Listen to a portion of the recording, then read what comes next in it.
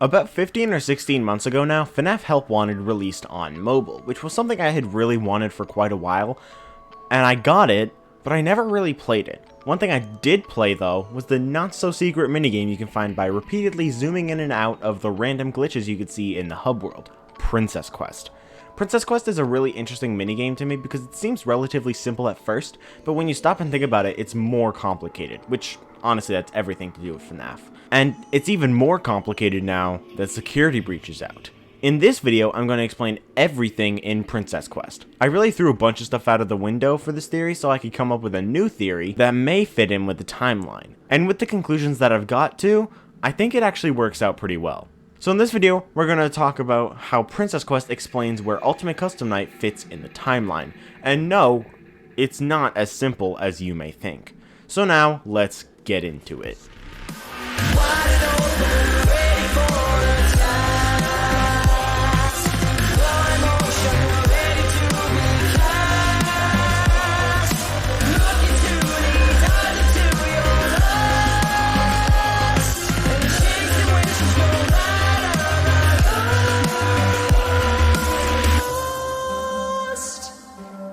In Princess Quest, we play as a literal golden girl running around and lighting up 21 torches and trying to avoid getting hit or bitten in the head by floating glitch traps. When we light the 16th torch, we see Glitchtrap appear saying, "I always come back, let me out." But Glitchtrap here actually looks a little bit different than he does in FNaF VR. He seems more like how the Afton amalgamation is described in the books. He has tear tracks like the puppet, which is in the amalgamation. There's a bunch of eyes on the body, which Larson notices in the 7th Phasma Frights epilogue.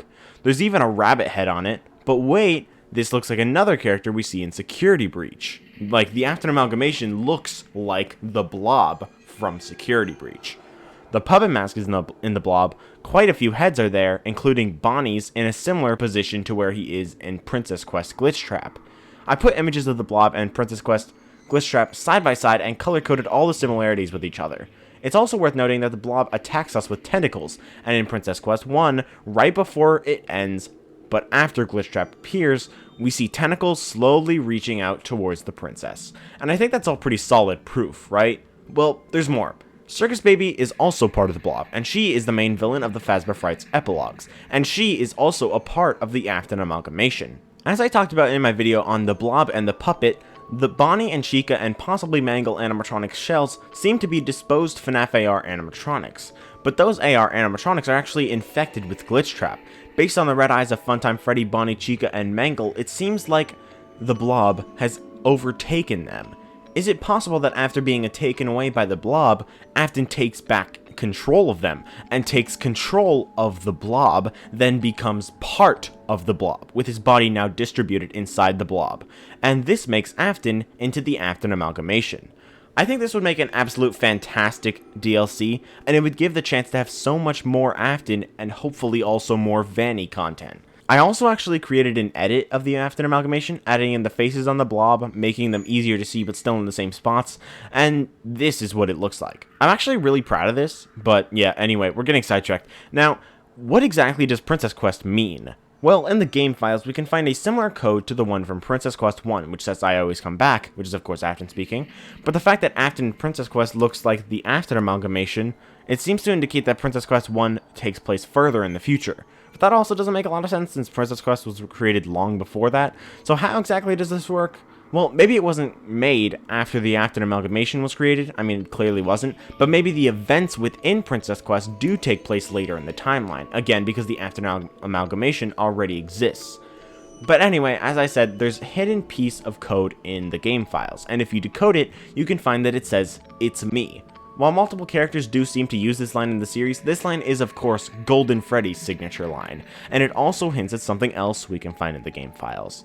The princess in the files is called Cassidy. The princess is not Vanessa, the princess Cassidy. And at first you may think this is insane, but actually it makes complete sense. It actually doesn't make any sense at all that the princess would be Vanessa. Fast forwarding to Princess Quest 3, at the end of the minigame we obtain a key that unlocks the curtain of the FNaF 1 stage. When we go behind it, we can find a hallway, and at the end of the hallway is this. You may wonder at first what this is, but this is the door from FNaF VR that Glitchtrap locks us behind. Only now, we are on the opposite side of it, and when we open it, we hear the screams of Vanny as she is extinguished from Vanessa's mind. We open the door, and Vanessa is behind it. And that means that we don't play as Vanessa. We play as Cassidy, saving Vanessa. This also explains the "It's me" in the files of the game. The weird thing is, though, the "It's me" line is more commonly associated with the bite victim rather than Cassidy. The only other time in the series when Cassidy says "It's me" is during Curse of Dreadbear. We know this is Cassidy in Curse of Dreadbear because Cassidy is the vengeful spirit, a fact that is confirmed in Princess Quest II, as I'll talk about in a second. Since Cassidy is the vengeful spirit, and William is wreaking havoc, it seems that Cassidy has returned to stop him. And the fact that Cassidy says "It's me" in Princess Quest, and the only other time in the series where she does is Curse of Dreadbear, it seems to indicate that Princess Quest is happening sometime in the current timeline, as in around the time of Security Breach, when the bite victim is not quite free, but isn't as active, especially not as active as Cassidy. I've heard a lot of people say that Princess Quest, like all three Princess Quests, indicate like a different stage of Cassidy's life. The first one being when she's killed, the second one being during Ultimate Custom Night, and the third being when she's trying to stop Afton. But I think all of them do take place while she's trying to stop Afton, even if like all of them are like representing a different stage of her life, it is all taking place at the end of the timeline when she's trying to stop Afton. So anyway, what happens in Princess Quest?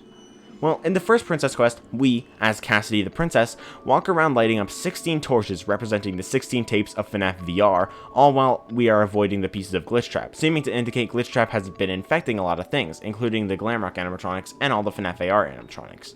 Also, I do say 16 torches because there's 16 main torches, but there's 5 extra torches that represent the missing kids, which seems to indicate that the torches kind of are based around the missing kids, because there's 16 victims in Happy's Day, meaning William killed 16 victims, so it seems to indicate that, like, the amount of tapes correlates with the amount of victims, even though they're, like, added on. It's kind of weird how it goes, but I think it's just trying to show that there's a connection between the tapes and the victims, or at least the amount of tapes and the amount of victims. But as I was saying, Glitchtrap has been affecting a lot of things, including all the Glamrock animatronics and all the FNaF AR animatronics.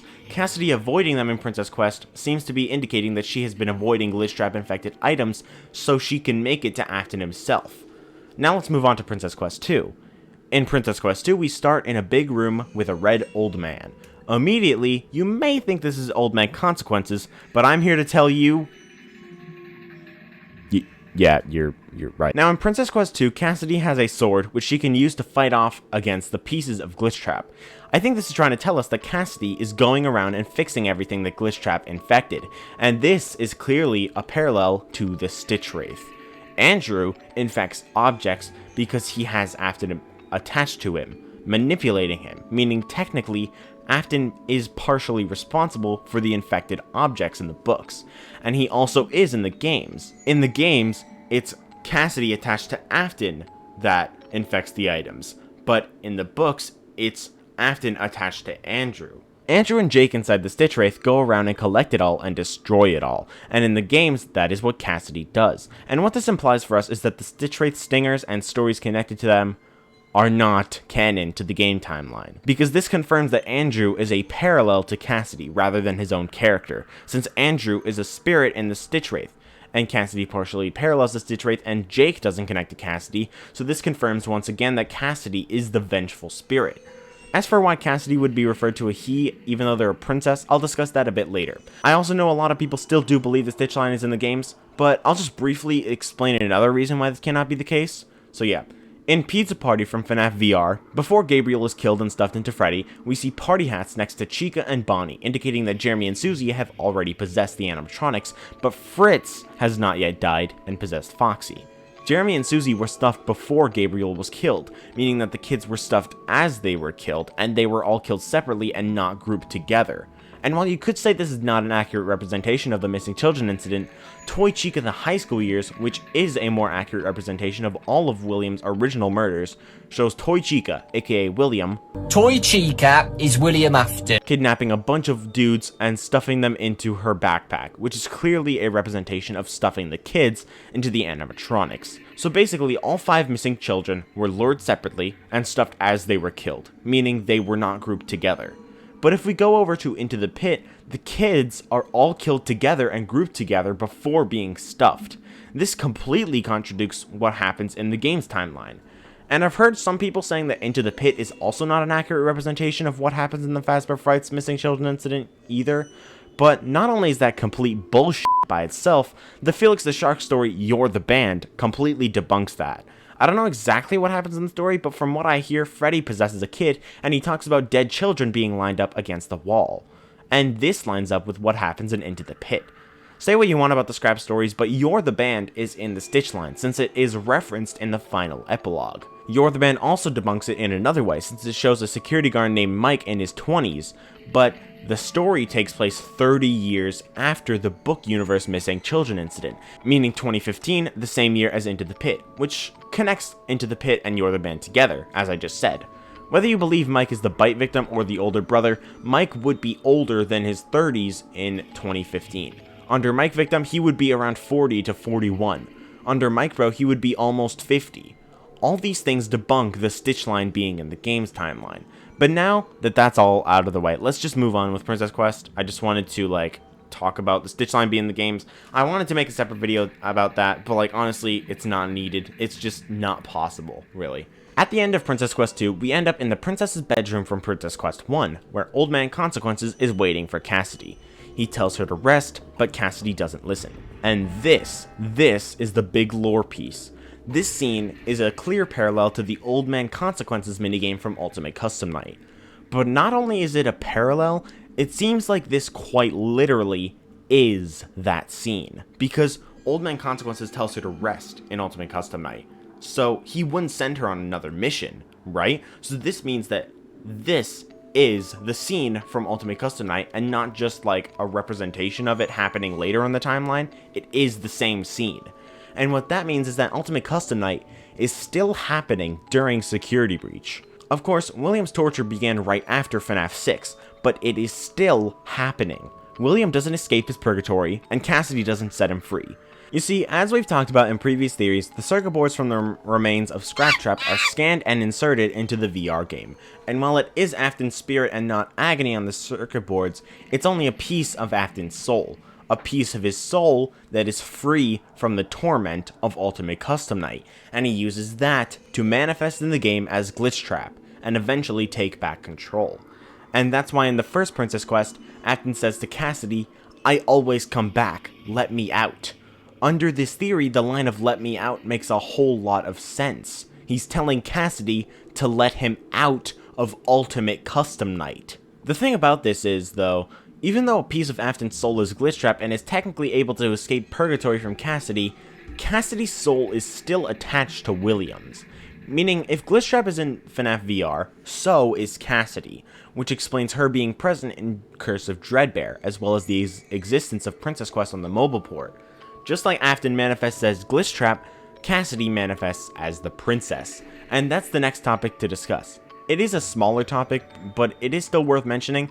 The Freddy Fazbear virtual experience contains Glitch Trap on it, but as it turns out, there was actually a mobile port of it in the FNaF universe, actually in universe, just like there was in real life. In one of the duffel bags about Princess Quest, it's mentioned that Princess Quest was part of, quote, that old mobile game. And the writer of this message is confused about why they ported it to arcade. The FNaF Help Wanted mobile port is technically canon. The biggest question about this, honestly, is that if there was a mobile port, it means the VR experience was sold. Does that mean Glitch Trap can be in civilian houses, or is Glitch Trap only in one specific copy of the game that Jeremy, Tape Girl, and Vanessa test? I don't really have a solid answer for this, but let me know in the comments what you guys think. But now, for the final part of this theory, we really need to talk about Old Man Consequences. The fact that we see in Princess Quest the scene where Old Man Consequences tells the Vengeful Spirit to rest further confirms that Cassidy is the Vengeful Spirit. I used to believe the Red Bear from the OMC minigame, Old Man Consequences minigame if you can't tell, was the bite victim, but Princess Quest has now confirmed that it is in fact Cassidy. My main reason for believing that Red Bear was not the one you should not have killed was a lot of evidence supporting Michael Afton being Old Man Consequences. Before Security Breach, and more accurately before Princess Quest 2, that theory made perfect sense, but with the context of Security Breach and the confirmation that Red Bear is indeed Cassidy and is indeed the Vengeful Spirit, it no longer makes sense, for a couple reasons actually. Because you see, Cassidy was going to defeat Afton and save Vanessa, but when we make it to the end of Princess Quest 2, Old Man Consequences tells Cassidy to stop and rest. But she doesn't. She continues on and she saves Vanessa. Why was Old Man Consequences trying to stop this from happening? It's almost as if Old Man Consequences is manipulating Cassidy to stop her from stopping Afton. It's almost as if Old Man Consequences and Afton are working together. And if that's the case, which it kind of seems to be, who would Old Man Consequences be? Once again, I don't have a solid answer, but there's two likely options in my opinion. It is possible that Old Man Consequences is just a demon, but I think the more likely option would be that Old Man Consequences is like Shadow Freddy or something. And I know that may sound weird, but at this point there's not very many options, and of the few there are, Shadow Freddy seems more likely, since he is a manifestation of William's negative emotions, most specifically anger. In Princess Quest 2 and 3, there are also these torches that split Cassidy into two, a golden version of her and a shadow version of her. I don't think this is trying to say that Shadow Freddy and Golden Freddy are the same character, since Nightmare in Ultimate Custom Night clearly debunks that, but it could just be a reference to Shadow Freddy being a shadow of Golden Freddy, even if it's not created from Golden Freddy. So that's my answer as to who Old Man Consequences is. Or at least it would have been, but FNaF can never be simple. There's just way too much connecting the bite victim to the OMC minigame, and since Cassidy is the Red Bear in this minigame, that means there's only two possible things that can happen. Either A, Cassidy is the bite victim, and you all know I heavily doubt BB5th, and while I do think it's kind of possible, I think the other option here is more likely. Option B, the bite victim is Old Man Consequences. And I know I said that Old Man Consequences has to be someone working with William, but I think the bite victim could also work. The reason it wouldn't make sense to be Mike is because he definitely would want to torture William. With all the pain he's forced Mike through, his entire goal through the series being solely focused on stopping William, once he's finally achieved that goal, he would 100% want to torture William. The thing is though, by the time of Ultimate Custom Night and Security Breach, Mike is an old man, so it would make sense that he would be Old Man Consequences. Same thing goes for Henry.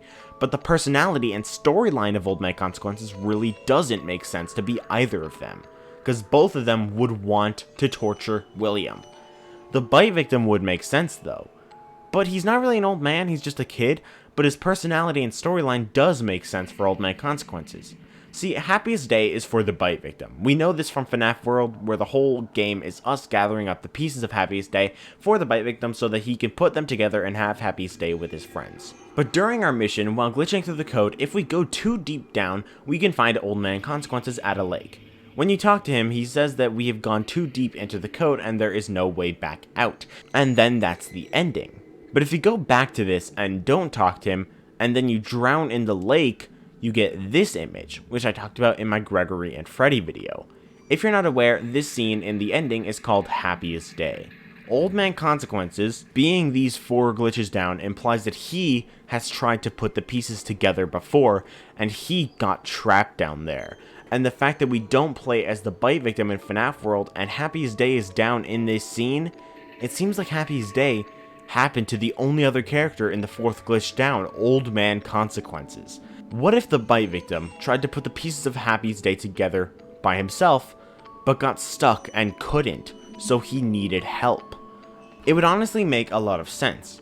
I don't think FNaF World is actually, like, canon. I mean, like, clearly the lore is canon as confirmed by Scott himself during the doco interview, but I don't think the gameplay is. Some of my friends believe the gameplay is canon and happened within an infected arcade game, but I really don't think so. It's kind of possible, but I just really doubt it. But either way, I do think the bite victim did get stuck, but more likely metaphorically. So when the bite victim can't free himself, Charlotte sends out, I don't know, someone to help her pull together the pieces of Happiest Day. But when the pieces are put together, the bite victim doesn't have closure yet. He still hasn't gotten his revenge on Mike, and so he does in the form of FNaF 4. But his friends are also not yet set free. After the fire, he reaches out to Cassidy and tells her to just rest her soul, but she doesn't listen. She goes on and continues to go after Afton, trying to free Vanessa. So Cassidy doesn't want to rest, and the missing kids aren't free yet. Like, they're still trapped inside the blob, so the bite victim can't go free without his friends. And so Happiest Day doesn't happen until later in the timeline. And yeah, Cassidy goes on, tries to go after Afton, trying to free Vanessa, but I don't think she does it in time, because I don't believe the Princess Quest ending is the canon ending. I believe the Afton ending is the canon ending. But that doesn't really matter to this theory. I just wanted to briefly bring that up. But yeah, one final thing. Why is the one you should not have killed referred to as a male in Ultimate Custom Night, if they're Cassidy, who is a princess, a girl? Well, Princess Quest seems to confirm that Cassidy is the one you should not have killed and shows her as a girl, like I just said. It also has Cassidy as a golden girl, which has a shadow variant, which further confirms that Cassidy is Golden Freddy. Ultimate Custom Night refers to Cassidy as a male. Andrew in the books is a parallel to Cassidy and is a male. Cassidy in the novel trilogy is a girl. Cassidy in the games has a female-sounding voice. Scott, in the voice description for the Vengeful Spirit, says that the spirit should be able to work as either a boy or a girl. And then, though they are referred to as a male, they still have a girl-sounding voice. The fact that Cassidy is shown in sections of the series to be a girl and in other parts a boy, it seems that Cassidy's gender was never fully decided by Scott, so he left it open-ended so that Cassidy could have either gender and maybe he could fully decide on it later on. And he possibly does in Security Breach and Help Wanted by having Cassidy be a princess, implying female.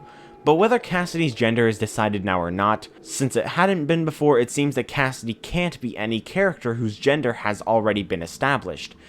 And if that is true, that means Cassidy can't be the bite victim, and since the bite victim and Cassidy are both heavily implied at worst and confirmed at best to be Golden Freddy, really the only theory that works in my eyes is Golden Duo.